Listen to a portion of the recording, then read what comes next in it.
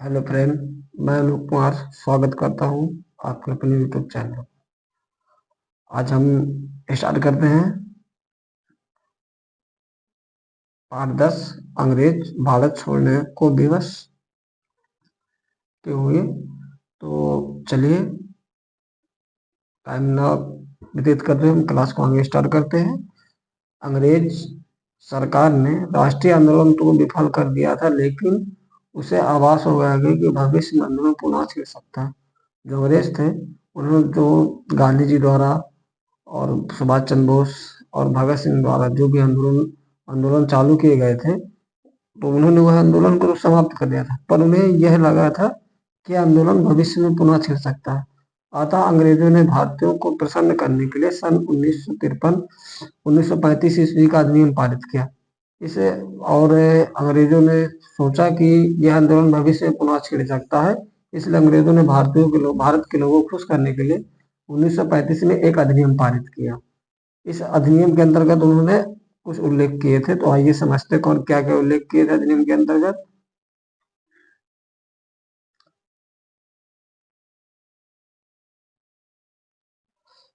केंद्र अखिल भारतीय संघ तथा प्रांत एवं प्रांतीय समानता की स्थापना की व्यवस्था की गई। इस संघ में भारत के प्रांतीय तथा देशी रियासत रजुआड़ों को भी शामिल किया। जो 1935 का अधिनियम पारित किया गया था, उस अधिनियम के तहत अखिल भारतीय मतलब प्रांत और राज्य और जिलों की स्थापना की व्यवस्था किया गया। और जो वहाँ के भारत के राजा थे, जो राज्य के राजा थे, देशी रियासतें थी, उनको क्या किया कर लिया गया, शामिल कर लिया। यह भी व्यवस्था की गई कि केंद्र की विधायिका में देशी राजाओं द्वारा मनोनीत प्रतिनिधित्व भी रहेंगे। और यह भी व्यवस्था कर दिया जो केंद्र के राजा हैं उन्हें भी पद को दिया जाएगा। केंद्रीय विधायिका के अधिकार क्षेत्र से विदेश तथा रक्षा विभाग बाहर रखे गए। शेष सभी विषयों पर गवर्नर जनरल का विशेष नियंत्रण था, क्योंकि तथा गवर्नर जनरल की नियुक्ति ब्रिटिश सरकार करती थी, अतः वो उसी के प्रति उत्तरदायी थे। इस अधिनियम को भारतीयों द्वारा कटु आलोचना हुई। मतलब यह 1935 का अधिनियम जो था, इससे भारत के लोगों ने क्या किया, विरोध किया, इसका भी विरोध किया। क्यों विरोध किया? क्योंकि अंग्रेजों ने इस अधिनियम के तहत भी उन्होंने जो वहाँ गवर्नर जनरल थे भारत के, वह स्वयं नियुक्त करते थे, और भारत ब्रिटिश की सरकार भी नियुक्त करते, जबकि भारत के कोई व्यक्ति नियुक्त नहीं कर सकता था।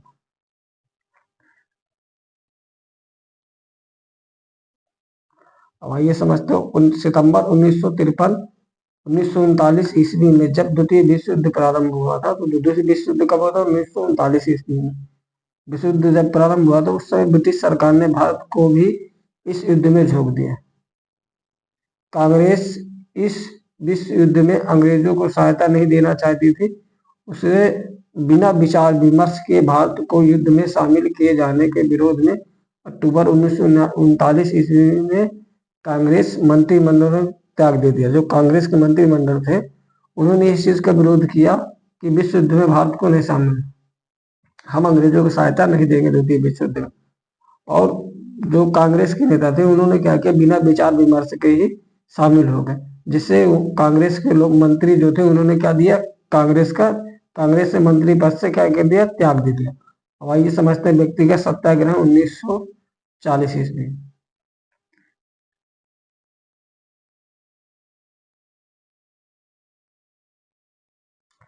व्यक्तिगत सत्याग्रह 1940 में कांग्रेस मंत्रिमंडल से त्याग पर देने के पश्चात गांधी जी ने पुनः आंदोलन प्रारंभ कर दिया। जब कांग्रेस के मंत्रिमंडल ने त्याग पत्र दिया, तो फिर गांधी जी ने क्या किया, पुनः आंदोलन प्रारंभ कर दिया। उन्होंने युद्ध के विरोध में सीमित पैमाने पर सत्याग्रह करने की योजना बनाई। सत्याग्रह करने वाले पहले व्यक्ति कौन थे? विनोबा भावे थे। अन्य सत्याग्रह में चक्रवर्ती राजगोपाली, पंडित जवाहरलाल नेहरू, सरदार वल्लभ भाई पटेल, मौलाना अबुल कलाम आदि प्रमुख थे। मतलब सत्याग्रह में सबसे प्रमुख पहले किसने किया था? विनोबा भावे जी। उसके बाद राम गोपालाचार्य, पंडित जवाहरलाल नेहरू, सरदार वल्लभ भाई पटेल, मौलाना अबुल कलाम आदि प्रमुख थे। इन सत्याग्रहियों ने जनता में यह संदेश पहुंचाया कि अंग्रेजों को युद्ध में मदद न की जाए। और जो है यह व्यक्तिगत सत्याग्रह 1940 वाला, इसमें यह इसका मुख्य उद्देश्य रहता है कि युद्ध में जो द्वितीय विश्व युद्ध है अंग्रेजों द्वारा, हम उसमें भारत उनकी कोई मदद नहीं करेगा। व्यक्तिगत साहित्यगत का नारा था। ब्रिटिश सरकार ने कांग्रेस के नेताओं को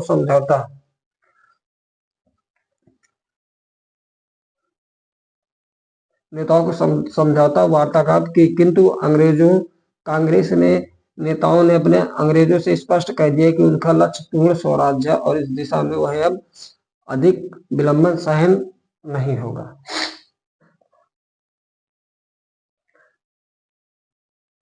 मतलब भारत के लोग जो चाहते थे पूर्ण स्वराज की मांग चाहते थे, और वह व्यक्तिगत संरक्षण का नारा दिया कि हमें उनकी सहायता पूरी तरीके से, अंग्रेजों को कह दिया कि हम उनकी युद्ध में सहायता नहीं करें, हमें पूर्ण स्वराज चाहिए।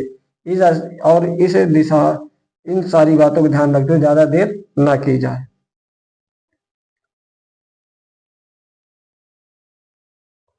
अब भारत छोड़ो आंदोलन 1942 ईस्वी, मुंबई बंबई में 8 अगस्त 1942 ईस्वी में कांग्रेस ने एक विशेष अधिवेशन बुलाया था। उस अधिवेशन में कांग्रेस ने इस प्रस्ताव द्वारा अंग्रेजों को भारत छोड़ने के लिए कहा। यदि अंग्रेज इस पर सहमत नहीं होते तो विवश होकर भारतीयों को करो या मरो की भावना में आंदोलन करना पड़ेगा। ब्रिटिश सरकार ने उस रात्रि को गांधी जी एवं कांग्रेस के अन्य बड़े बड़े नेताओं को गिरफ्तार कर लिया और 9 अगस्त की प्रातः से ही पूरे देश में आंदोलन शुरू हो गया। बड़े बड़े शहरों में जुलूस निकाले गए और हड़तालें हुई। सरकार ने प्रेस पर नियंत्रण कर लिया और बहुत से अखबारों को जब्त कर लिया। सरकार की इस गिरफ्तारी में कुछ स्थानीय स्तर के नेता बच गए। ये नेता अपने अपने क्षेत्र में सरकार विरोधी गतिविधियों में जुट गए। ग्रामीण क्षेत्रों में जैसे जैसे समाचार पत्र लोगों को प्राप्त हुए तो भारत छोड़ो आंदोलन से जुड़ते गए। महिलाओं ने भी इस आंदोलन में पुरुषों के साथ कंधे से कंधा मिलाकर भाग लिया। मतलब जब भारत छोड़ो आंदोलन 1942 ईस्वी में प्रारंभ हुआ मुंबई में, तो यह अधिवेशन कहा कांग्रेस ने बुलाया था 8 अगस्त 1942 में। तो उसमें अंग्रेजों को पता चल गया, तो उन्होंने क्या किया कि ब्रिटिश के जो लोग थे उनने गांधी जी को और जो बड़े बड़े नेता थे उनको क्या कर लिया, गिरफ्तार कर लिया। और जो वहां के अखबार थे उन अखबारों को क्या कर लिया, जो प्रमुख अखबार थे उनको जब्त कर लिया कि यह योजना क्या कहते हैं, जो गिरफ्तारी की सूचना है, ये सारी चीजें अगर देश में लोगों को तक ना पहुंचे। और कुछ लोग बच गए थे तो उन्होंने क्या किया, ग्रामीणों तक ये बात पहुंचाई। और जैसे ही गांव के लोगों को पता चला कि गांधी जी को और कांग्रेस के बड़े नेताओं को गिरफ्तार कर लिया गया, तो उन्होंने क्या किया, आंदोलन करना प्रारंभ करा। और उनमें से कुछ महिलाएं भी थी जो पुरुषों के साथ क्या करते, कंधे से कंधा मिलाकर आंदोलन में भाग लेने लगे।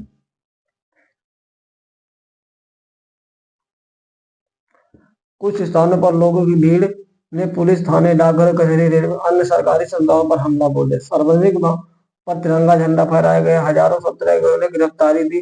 छात्र विद्यालय छोड़कर आंदोलन में कूद पड़े। जगह जगह विद्यार्थियों ने जुलूस निकाले तथा देश प्रेम से संबंधित पर्चे लिखे तथा बांटने लगे। पूर्वी उत्तर और बिहार में आंदोलन अत्यधिक उग्र था। बिहार के गवर्नर को भागकर वाराणसी में शरण लेनी पड़ी। बलिया में अल्पावधि के लिए अंग्रेज शासन समाप्त हो गए। चित्तू पांडे के नेतृत्व में आंदोलनकारियों ने असाधारण देशभक्ति का परिचय दिया। इस प्रकार भारत में लगभग सभी भागों में जन विद्रोह तथा क्रांति फैल गई। और जैसे आंदोलन के गांधी जी की गिरफ्तारी के बारे में पता, लोगों ने क्या किया, वहां के थाने और दो कचहरी वचहरी जो भी सरकारी संस्थाएं, जिन जिन संस्थाओं को अंग्रेजों ने बनाया था ब्रिटिश में, उन पर क्या कर दिया, हमला बोल दिया। और भारत का तिरंगा उन जगहों पर फहराने लगी। और बहुत से छात्र जो स्कूल छोड़कर आंदोलन में कूद पड़े। जगह जगह विद्यार्थी और जो स्कूल के लोगों, तो उन्होंने क्या किया, जुलूस निकाला। यह आंदोलन बिहार में सबसे ज्यादा हो गया। और जो बिहार का गवर्नर था वो भागकर कहाँ चला गया, वाराणसी चला गया। अल्पावधि के थोड़े समय बाद अंग्रेजों का शासन क्या हुआ, समाप्त हो गया। और फिर उसके बाद चित्तू पांडे जी हैं, उनके नेतृत्व में आंदोलनकारियों ने देशभक्ति का परिचय दिया और देश की क्रांति, अब यह देश की क्रांति, इस क्रांति का भार सारे लोगों तक पहुंच गया। मतलब यह देश की क्रांति देश के सभी हर कोने पर पहुंच गई क्रांति। सरकार ने अपनी सारी शक्ति आंदोलन दमन करने में लगा दी। हजारों देशभक्त शहीद हुए तथा बंदी बनाए गए। बहुत से लोग क्या हो गए, मर गए, और बहुत से लोग बंदी बना, जो शहीद हो गए उनको क्या कर दिया, बंदी बना। सरकार की इस दमन नीति का विरोध गांधी जी ने जेल में 21 दिन का उपवास किया। जेल में ही गांधी जी की पत्नी कस्तूरबा की मृत्यु हो गई। गांधी जी के और जो गांधी जी की पत्नी थी उनकी क्या हो गई, मृत्यु हो गई, जेल में है। और उनकी जब जेल में मृत्यु हो गई तो गांधी जी का स्वास्थ्य भी खराब, क्योंकि उन्होंने 21 दिन का उपवास किया था। और ये अब गांधी जी के स्वास्थ्य को देखकर उन्होंने क्या किया, अंग्रेजों ने जेल से छोड़ दिया कि अगर ये जेल में मर गया तो हड़ताल और ज्यादा हो जाएगी।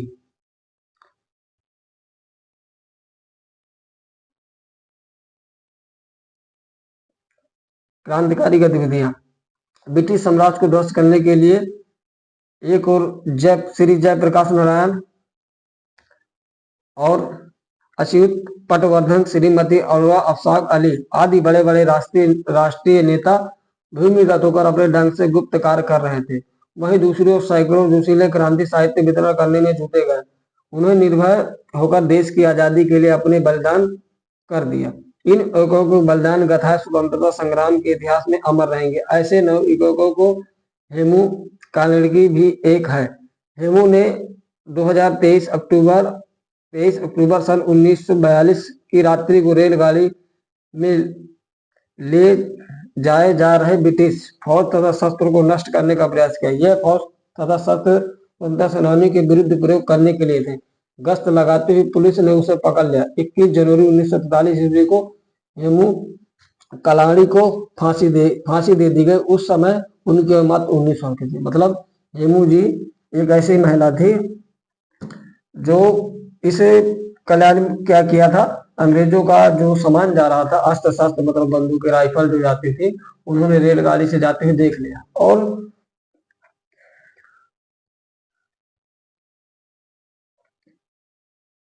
और उन्होंने क्या किया कि जो उन शस्त्र थे उन्हें नष्ट करने की कोशिश की। इसलिए नष्ट करने की कोशिश की क्योंकि जो ये शस्त्र जा रहे हैं, तो जो भारत में आंदोलन हो रहा है, इस आंदोलन में वो भारत के लोगों के ऊपर उन अस्त्र शस्त्र का क्या करेंगे, उपयोग करेंगे, जिससे उन्होंने उस शस्त्र को नष्ट करने की कोशिश की है मोदी ने। तो और वहां पुलिस ने उसे क्या किया, पकड़ लिया। और 19 वर्ष की मात्र 19 साल की थी जब उन्हें अंग्रेजों ने फांसी दे दी।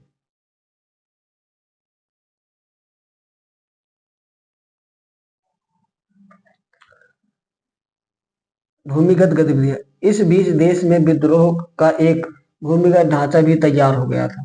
इस आंदोलन की बागडोर अरवा असफ अली, राम मनोहर लोहिया, सुचेता कृपानी, बिजू पटनायक तथा आरपीएफ गोनायक आदि ने संभाली। भूमिगत कार्रवाई में लगे हुए लोगों की संख्या सीमित अवश्य थी, परंतु उनको जनता से व्यापक सहयोग प्राप्त होता था। भूमिगत आंदोलन मुख्य गतिविधियों पुलों को उड़ाना, टेलीफोन के तार काटना तथा रेल पटरियों को उखाड़कर संचार के माध्यम, मतलब भूमिगत गतिविधियां मतलब जो लोग छुपके से काम करे, तो खुफिया तरीके से वह प्रमुख लोग थे। और उन्होंने क्या किया कि वो क्या करते थे, गांव के लोगों को बताते थे और वह पूरी तरीके से क्या नष्ट करते थे, आने जाने के संचार के साधन दो थे। जैसे पुल, अगर आपको कहीं जाना हो तो पुल बना हुआ तो आप जल्दी पहुंच जाएंगे, वही आपको नदी हर के जाना होगा तो नहीं जा सकते जल्दी।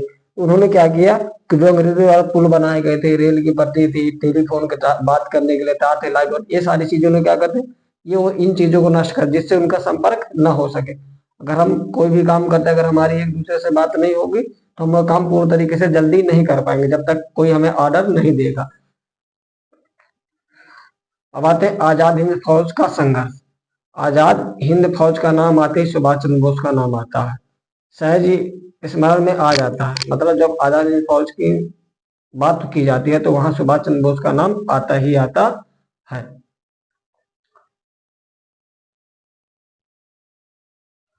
और तो उनका यह विश्वास था कि बिना शस्त्र युद्ध किए भारत का अंग्रेज शासन, अगर सुभाष चंद्र बोस जी का यह पूर्ण विश्वास था कि उनका कहना था कि बिना शस्त्र मतलब बिना हथियार उठाए हम भारत को मुक्ति नहीं दिला सकते अंग्रेजों से। अतः सुभाष चंद्र बोस ने फॉरवर्ड ब्लॉक नामक से एक संगठन प्रारंभ किया। ठीक है, सुभाष चंद्र बोस ने एक संगठन बनाया, उस संगठन का नाम था फॉरवर्ड ब्लॉक। और परिणाम स्वरूप सरकार ने उन्हें बंदी बनाया। और सरकार जैसे ही कांग्रेस को वो ब्रिटिश लोगों को पता कि उन्होंने क्या किया, सुभाष चंद्र बोस जी को बंदी बना लिया। कुछ दिन बाद उन्हें जेल में बंद कर दिया और कुछ दिन बाद उन्हें जेल से छोड़ दिया गया। लेकिन उनके मकान में ही उन्हें नजरबंद कर दिया। उन्हें छोड़ा तो गया पर वह अपने मकान से बाहर नहीं रहेंगे, उनकी देख रेख में सेना लगी रहती थी कि वो कुछ गलत का कुछ उनके खिलाफ साजिश न लगे। 1943 ईस्वी में चुप्पे से घर से निकलकर काबुल होते जर्मनी से जापान जा पहुंचे।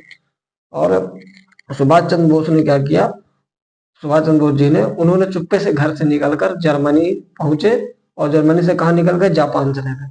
और जर्मनी से जापान जब जाए तो उन्होंने जापान की सहायता से वहां एक फौज, दूसरे गठन तैयार किया, वह आजाद हिंद फौज के नाम से जाना गया। तो आजाद हिंद फौज का गठन किया, कहाँ किया, जापान में। द्वितीय विश्व युद्ध में जर्मनी द्वारा बंदी बनाए गए 50,000 सैनिक स्वेच्छा से आजाद हिंद फौज में भर्ती हो गए। और जो द्वितीय विश्व युद्ध हुआ था तो उसमें जितने भी लोग 50,000 लोग बंदी बनाए गए थे। तो आपको बताना द्वितीय विश्व युद्ध कब हुआ था। तो 50,000 लोग जब सैनिक बनाए गए थे तो उन सैनिकों को जो बंदी बनाया जाएगा 50,000 सैनिकों को, तो उन्होंने जब देखा सुभाष चंद्र बोस आजाद हिंद फौज के गठन किया था तो स्वेच्छा से, अपनी इच्छा से सुभाष चंद्र बोस जी के साथ उसमें शामिल हो गए। और उन्होंने आम नागरिकों को भी इस फौज में भर्ती किया। इस फौज में स्त्री सैनिकों का भी एक दल रानी झांसी रेजिमेंट नाम से बनाया गया। आजाद हिंद फौज के सिपाही सुभाष चंद्र बोस को नेताजी कहते थे। उन्होंने अपने अनुयायियों को जय हिंद और दिल्ली चलो का नारा दिए। 4 जुलाई 1944 ईस्वी को आजाद हिंद रेडियो पर बोलते हुए उन्होंने गांधी जी को संबोधित करते हुए कहा कि भारत को स्वाधीनता का आखिरी युद्ध शुरू हो चुका है।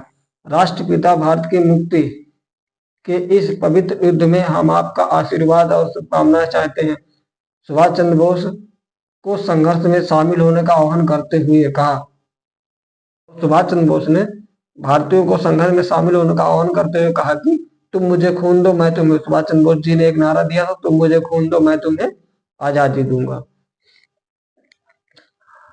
आजाद हिंद फौज ने रंगून यानी दिल्ली के लिए क्या कर दिया, चल दिया। आजाद हिंद फौज ने बर्मा, म्यांमार, एक बर्मा है जो आज के समय म्यांमार के नाम से जाना जाता है, वहां तक अंग्रेजों की फौज से लड़ती चली आई।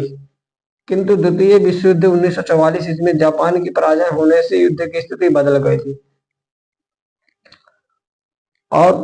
आजाद हिंद फौज का अभियान रुक गया और फौज को आत्मसमर्पण करना पड़ा। इन बहादुर देशभक्त सेना सैनिकों पर दिल्ली के लाल किले में मुकदमा चलाया गया। और जब द्वितीय विश्व युद्ध हुआ था तो उस समय जापान हार चुका था और जिससे क्या हुआ कि स्थिति क्या हो गई, वहां अंग्रेजों का ही पूरी तरह से कब्जा हो गया था। तो वहां आजाद हिंद फौज का जो अभियान था रुक गया और उन्हें अंग्रेजों के खिलाफ आत्मसमर्पण, मतलब वहां अपने आप को समर्पण करना पड़ा और वहां आंदोलन रोकना पड़ा। सैनिकों का विद्रोह। सन 1946 में अंग्रेज सरकार की सैनिक ने भारतीय नौसैनिकों की बगावत कर दी। जगह जगह हड़तालें हो रही थी। अपने राज्य के खिलाफ इतना जबरदस्त विद्रोह देखकर अंग्रेज शासन आखिर हार मानने लगे। वो दूसरे विश्व युद्ध के बाद अपने को कमजोर महसूस कर रहे थे। ऐसे में भारत की विद्रोही जनता पर काबू पाना उन्हें बेहद कठिन था। इंग्लैंड में जो मजदूर दल की सरकार थी वह भारत को स्वतंत्र कराने को राजी हो गई थी। मतलब 1946 में अंग्रेज की जो नौसेना थी वो भारतीय नौसेना से क्या हो गया, भारत के लोगों ने अंग्रेजी नौसेना से क्या किया, बगावत कर दी और उन्होंने क्या कर दिया, हड़ताल करने लगा। अब अंग्रेज राज्य में इतना अंग्रेजों का विद्रोह हुआ कि अंग्रेजों को क्या करना पड़ा, हार मानना पड़ा। जब द्वितीय विश्व युद्ध हुआ तो अंग्रेज क्या करने, अपने आप को थोड़ा कमजोर महसूस करने लगे थे। तो और जो इंग्लैंड के मजदूर दल की एक सरकार थी वह भी चाहती थी कि भारत को स्वतंत्रता दे दी जाए।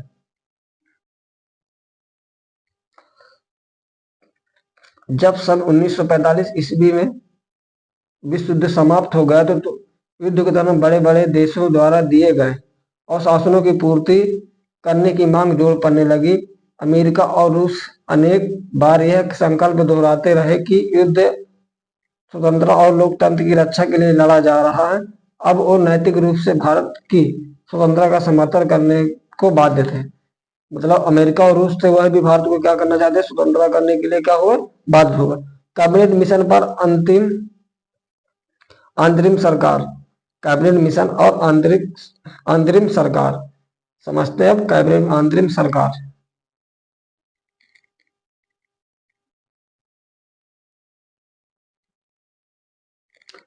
कैबिनेट मिशन और अंतरिम सरकार। जुलाई 1945 ईस्वी में ब्रिटेन में संसद के चुनाव में सरकार बदल गई। वह मजदूर दल के नेता इटली ब्रिटेन के प्रधानमंत्री बने। मजदूर दल के नेता भारत की स्वतंत्रता के पक्षधर थे। इन परिस्थितियों में इंग्लैंड के प्रधानमंत्री क्लीमेंट एटली ने भारतीय नेताओं का विचार विमर्श करने के लिए अपनी मंत्रिमंडल की ओर से कुछ सदस्यों की समिति 1946 ईस्वी में भारत भेजी। इस समिति को कैबिनेट मिशन कहते हैं। मतलब इंग्लैंड के जो प्रधानमंत्री थे उन्होंने क्या किया, क्लेमेंट इटली ने भारतीय नेताओं के विचार विमर्श के लिए एक मंत्रिमंडल की सदस्य भेजी और उन्होंने कहा कि 1900 भारत भेजा और इस जो यह समिति थी, इस समिति को नाम दिया गया कैबिनेट मिशन। भारतीय नेताओं से विचार विमर्श के बाद उन्होंने क्या किया, प्रमुख निर्णय लिया। भारत में एक अंतरिम सरकार गठित की जाए जो जिसे महत्वपूर्ण राजनीतिक दलों का समर्थन प्राप्त हो। मतलब उनमें से दो निर्णय, कैबिनेट मिशन ने दो निर्णय लिया। भारत में एक ऐसी सरकार होना चाहिए जो पूरे वहां के लोगों का, राजनीतिक दलों का समर्थन हो। भारत का नया संविधान बनने के लिए एक संविधान सभा गठित की और कैबिनेट मिशन ने कहा कि भारत को राज्य चलाने के लिए एक संविधान सभा भी गठित की जाए। इन प्रस्तावों के अनुसार जवाहरलाल नेहरू के नेतृत्व में एक अंतरिम सरकार बनाई गई और संविधान सभा गठित करने की तैयारी शुरू की। और जो कैबिनेट मिशन के बाद जो जो विचार नहीं, उनमें से बाद नेहरू जी ने क्या किया, ये सारी बातें मानकर उन्होंने क्या किया, एक संविधान सभा गठित की।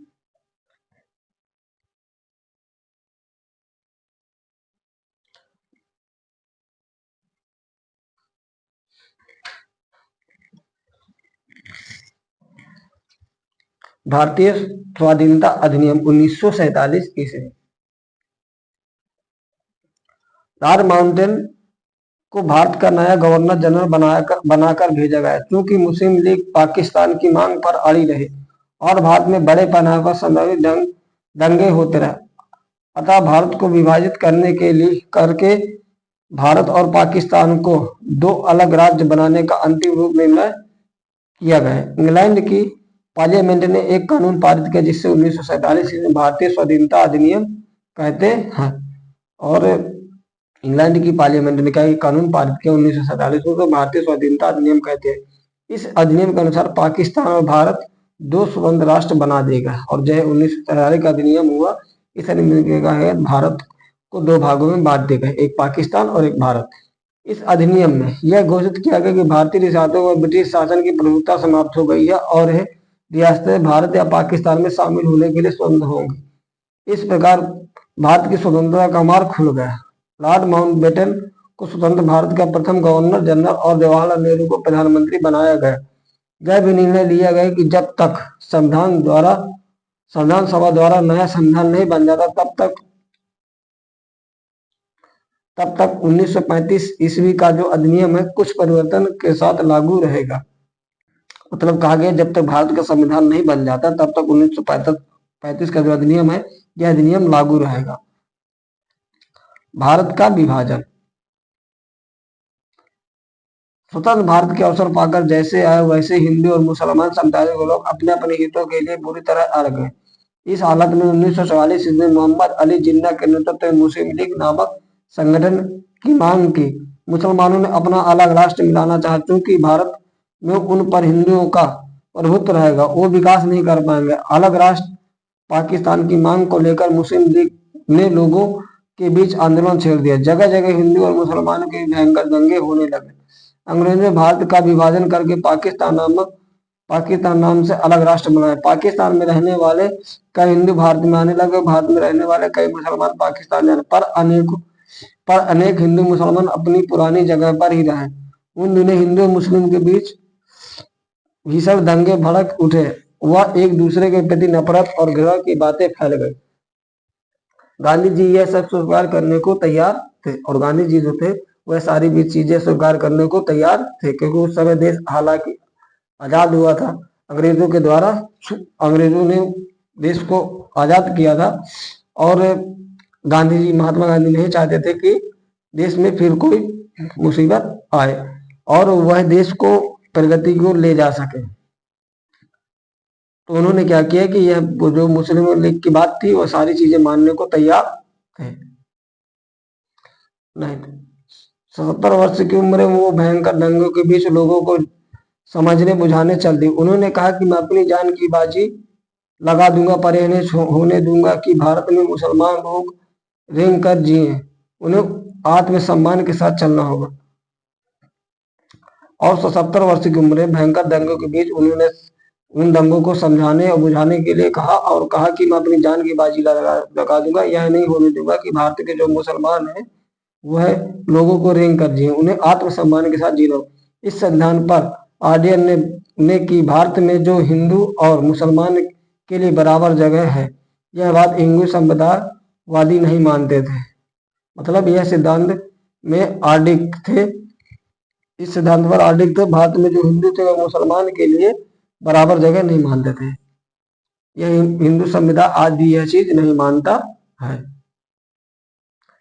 वो चाहते थे कि भारत में हिंदू लोगों के प्रमुख स्थान मिले। उनमें से एक नाथूराम गोडसे ने 30 जनवरी 1948 में गांधी जी को गोली मारकर हत्या कर दी। गांधी जी चाहते थे कि भारत में हिंदू और मुसलमानों को सबको बराबर जगह मिले, और नाथूराम गोडसे नहीं चाहता था। उसने क्या किया कि गांधी जी को, नाथूराम गोडसे ने 30 जनवरी 1948 में क्या किया, गांधी जी को गोली मारकर हत्या कर दी। प्रभुत्ता, पूर्ण अधिकार, पूर्ण सत्ता, रियासत, मिली हुकूमत। अब आइए समझते हैं शब्दावली।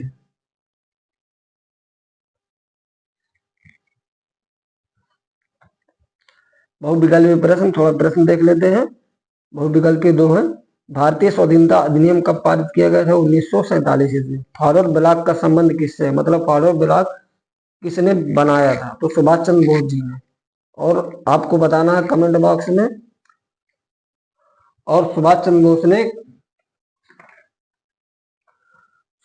बोस जी ने और किस संगठन का और किसका गठन किया था? एक फॉरवर्ड ब्लॉक है, दूसरा गठन और किसका किया था और कहाँ किया था, यह आपको कमेंट बॉक्स में बताना है। तो आज की क्लास यहीं तक रखते हैं। सभी साथियों को जय हिंद, जय भारत। आशा है कि क्लास आपको अच्छी लगी होगी।